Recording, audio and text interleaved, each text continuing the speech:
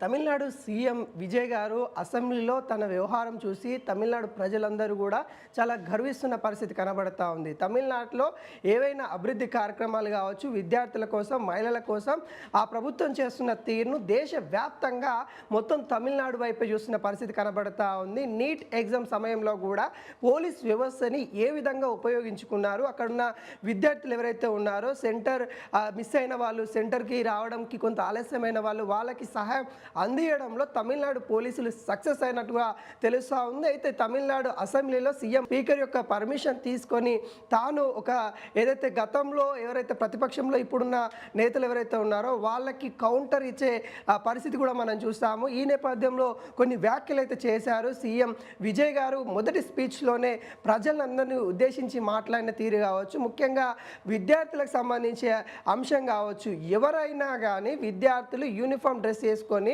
అంటే 12 అంటే అక్కడ ఇంటర్మీడియట్ సెకండ్ ఇయర్ దాకా ఎవరైనా కానీ వాళ్ళకి టికెట్ తీసుకోవాల్సిన అవసరం లేదు, ఎక్కడి నుండి ఎక్కడికైనా కానీ వాళ్ళు వెళ్ళొచ్చు అనే విధంగా ఇటు చెప్పడం అయితే జరిగింది. అదేవిధంగా నీట్ ఏదైతే పరీక్ష ఉందో ఆ పరీక్షని వద్దు అన్నట్టుగా చెప్తా ఉన్న పరిస్థితి కనబడతా ఉంది. నీట్ ఎగ్జామ్ బదులు మరి ఇంటర్మీడియట్లో ఏవైతే మార్క్స్ వస్తాయో వాటి ద్వారానే ఆ సీటు యొక్క ఫిల్ చేయాలన్నట్టుగా ఇటు విజయ్ గారు కోరుతున్న పరిస్థితి కనబడతా ఉంది. అదేవిధంగా తమిళనాడులో హిందీ భాషని మేము ఒప్పుకోము, హిందీ భాషని మా పైన రుద్దాలి అంటే మేము ఒప్పుకునేది లేదు అన్నట్టుగా తమిళనాడు సీఎం విజయ్ గారు చెప్తున్న పరిస్థితి మనం చూస్తూ ఉన్నాం. గత కొన్ని సంవత్సరాల నుండి కూడా హిందీకి వ్యతిరేకంగా తమిళనాడు ప్రజలు ఉన్న పరిస్థితి కనబడతా ఉంది. వాళ్ళ మాతృభాష అయిన తమిళ భాషని కాపాడుకోలే ప్రయత్నం వాళ్ళు చేస్తూ ఉన్నారు.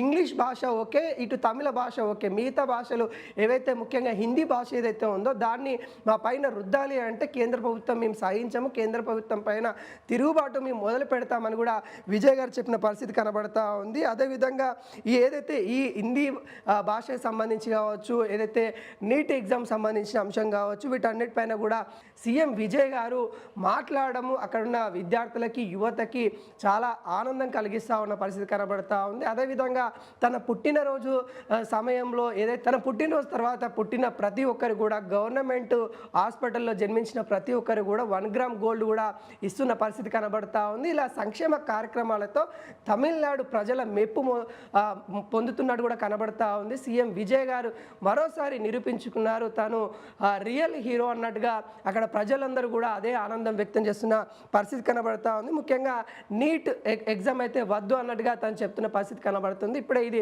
చర్చనీయ అంశం అయితే జరుగుతూ ఉంది. ఎందుకంటే నీట్ ఎగ్జామ్ వల్ల మొన్న మనం కూడా చూసాము, ఏవైతే జరిగాయో కొన్ని తప్పిదాలు జరగడం వల్ల, పేపర్ లీక్ అవ్వడం వల్ల విద్యార్థులు చాలా ఇబ్బంది పడ్డారు.